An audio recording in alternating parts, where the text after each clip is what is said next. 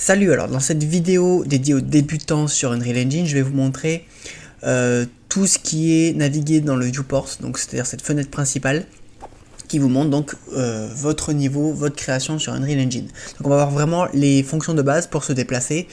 Voilà.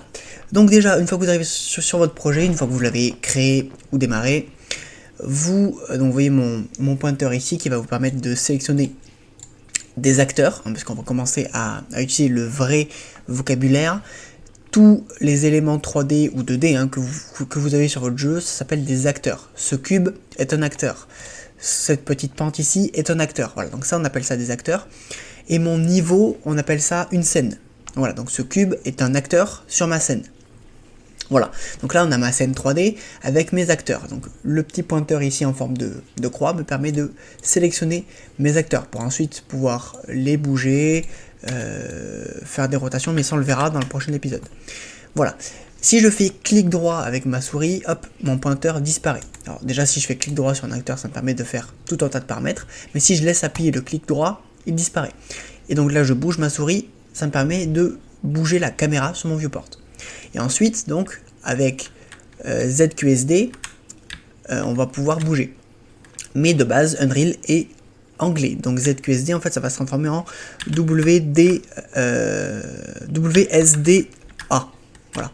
Donc vous avez deux solutions. Soit vous mettez votre clavier en QWERTY, et donc là, ça va se transformer en ZQSD pour vous.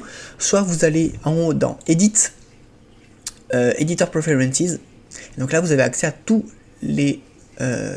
les paramètres de l'interface d'Unreal. Vous descendez jusque dans Général, on y est déjà, hop, Keyboard Shortcut, et ici en fait il va falloir trouver donc, les raccourcis clavier qui permettent de se diriger sur Unreal. Donc vous pouvez voir qu'il y a énormément de raccourcis, d'ailleurs les trois quarts ne sont pas bind, ils sont vides, mais il peut être intéressant de voir tous les raccourcis qu'il est possible d'avoir sur Unreal. Il y en a vraiment beaucoup. Vous voyez qu'ici il y a Viewport Navigation. Quelque chose d'intéressant à voir sur l'interface d'Unreal, soit vous pouvez scroll comme ça sur la liste, soit vous pouvez utiliser le petit bouton ici, soit vous faites clic droit, donc une main va apparaître, et en fait avec des coups de souris comme ça vous pouvez naviguer rapidement sur les menus. Ça se passe sur toutes les listes d'Unreal, vraiment c'est assez utile. Voilà.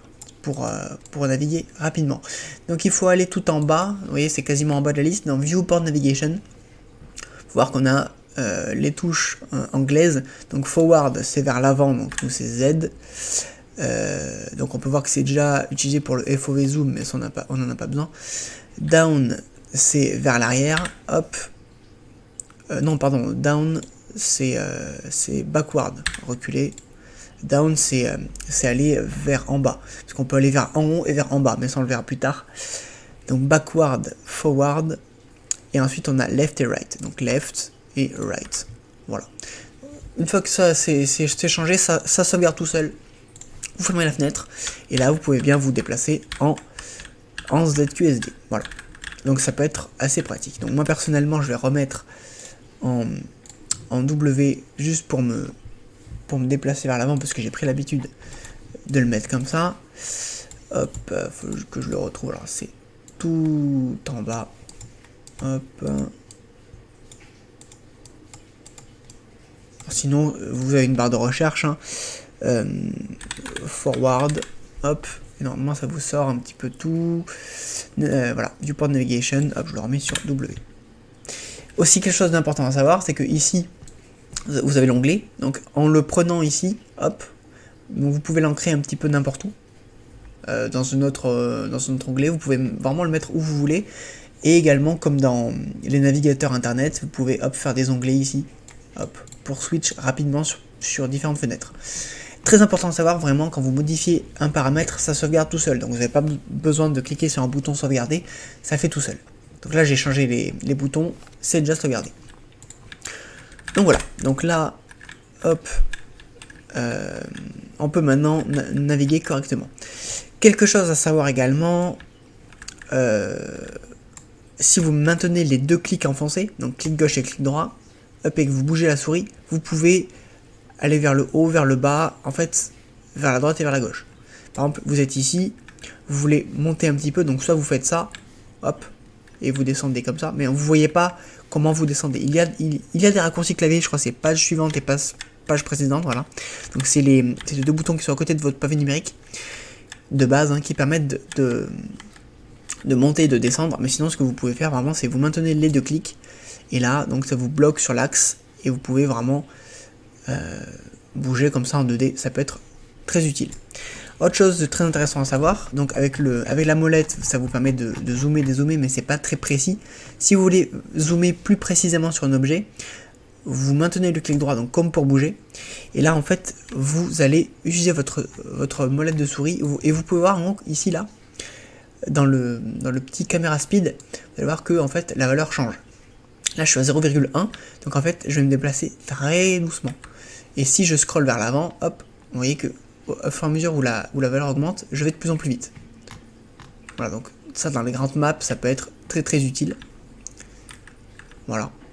Et donc si je clique sur caméra speed, je peux également augmenter ou diminuer la valeur. Et ici également la valeur de multiplication. Donc admettons que je mets tout à fond, je vais aller vraiment à une vitesse déjà de base, vous voyez. Là je suis au minimum, je vais à une vitesse très grande, donc c'est vraiment pour les très grandes maps. Voilà, donc je vais remettre de base, je crois que c'était par là, et à 1. Donc là, vous voyez, je me suis un peu perdu. Je me suis un peu perdu dans mon univers 3D. Pas d'inquiétude, vous êtes dans Outliner. Outliner, c'est toute la liste de vos acteurs. Vous cliquez sur quelque chose, voilà, donc par exemple sur un cube, vous appuyez sur F, hop, et ça vous focus, donc F comme focus, hein, ça vous focus dessus. Si je clique là et que j'appuie sur F, hop, vous voyez, ça me permet de vraiment faire le focus sur quelque chose. Donc admettons je suis complètement perdu. Hop, je clique sur quelque chose, hop, F, ça me redirige automatiquement. Voilà. Hop, donc je sais plus à combien j'étais, je crois que j'étais à par là, de base. Donc voilà, donc ça vraiment, utiliser le scroll de la souris tout en se déplaçant, c'est très utile pour augmenter ou diminuer la vitesse, pour être plus ou moins précis en fonction de ce que vous voulez faire. Ça c'est une très bonne habitude à prendre. Voilà. Ensuite, bon tout ça, tous ces outils on les verra plus tard, hein, c'est pour bouger des objets, ça on le verra plus tard. Une dernière chose à voir, c'est ici, vous avez différents points de vue, et ici le mode d'affichage. Donc déjà le point de vue, donc vous avez perspective, bah, c'est le mode de base, hein, donc en perspective. Et ensuite vous avez donc au-dessus, en dessous, droite, gauche, de face et vue de derrière. Voilà, donc ça vous permet d'avoir des visions sur votre viewport en fait, pour faire vraiment des choses beaucoup plus précises. Donc vraiment pour des petits angles, ce genre de choses, mettre vraiment coller des choses entre elles, ça peut être très utile. Vous voyez qu'ici on est en vue wireframe, donc en fait c'est juste les bords en fait de nos acteurs, vous voyez, sans texture. Vous pouvez sélectionner pour repasser en lit et avoir votre vue normale. Donc là on voit rien, il faudrait peut-être passer en unlit. Voilà, oui, parce que je suis en vue d'en dessous, donc forcément il faut front, non, top, voilà, pour être au-dessus. Donc wireframe, ça va être donc vraiment que les côtés. Lit, ça va être avec tous les calculs de lumière, et là il y a les ombres, et unlit, il n'y a pas de calcul de lumière. Donc si vous êtes sur une scène assez sombre, en lit vous n'allez rien y voir, même en perspective. Hein. Donc vous cliquez sur unlit, et là ça vous enlève tous les calculs de lumière, et donc là vous y verrez. Et vous avez wireframe si vous voulez voir vraiment les côtés, mais bon, vu comme ça, en fait ce qu'on voit ici c'est ce qu'on appelle la sky sphere, donc c'est une grande sphère autour de notre niveau pour simuler le ciel en fait. Et si on est en wireframe, ben on voit en fait cette sphère. D'ailleurs si je me mets à me déplacer très vite et que je m'éloigne, on peut voir que hop, je peux quitter cette sky sphere. Donc si je reviens en lit, bon là on a les nuages dynamiques sur le projet de base, on peut voir que cette sphère elle est ici, et hop, dès que je rentre dans mon niveau, en fait ça me simule le ciel. Voilà, mais ça on y reviendra bien évidemment plus tard. Hop, je diminue la vue pour revenir sur ma scène. Voilà. Dernière chose à voir également, c'est ce petit bouton qui vous permet de subdiviser votre viewport en plusieurs parties, ce qui vous permet d'avoir plusieurs points de vue. Vous pouvez voir que quand je zoome sur si je zoome ou si je dézoome sur une de mes vues, ce qu'on appelle les vues orthographiques, donc sur le côté, en fait, sans perspective comme ceci, ça zoome en fait. Donc ici, je peux avoir par exemple vue de top, donc vue du dessus. Ici donc vue à droite et ici vue à gauche. Ce qui me permet d'avoir, par exemple, sur ces deux cubes, hop, la vue à droite, la vue à gauche et la vue techniquement du dessus, si c'est bien cadré. Voilà, hop. Vraiment, avoir n'importe quelle vue, ça peut être très pratique pour travailler donc sur du level design, pour faire tous vos univers en détail. Voilà. Et ensuite, si vous voulez centrer sur une vue, hop, vous cliquez sur le petit carré là, hop, et ça vous le met en plein écran. Hop, voilà.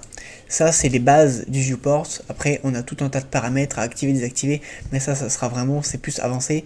On peut modifier également le rendu. Donc ici, je suis en graphisme low, medium, high et peak cinématique. Vraiment, ça, en fait, ça va changer le détail des calculs des ombres, des textures. En fait, vraiment comme si vous changiez vos paramètres dans vos jeux, hein. Vous savez, sur les jeux PC, quand vous avez les détails des graphismes, détails d'ombrage, ben en fait c'est le même principe ici. Voilà. Et ça peut être utile également si vous avez un jeu, enfin un projet qui commence à être trop performant pour votre machine. Ça peut être utile donc de downgrade un petit peu pour pas que votre PC meure. Donc voilà, donc ça c'est vraiment les bases du viewport. Il y a bien évidemment d'autres options qu'on verra plus tard. Ici on a l'outliner, le world settings, on verra ça plus tard.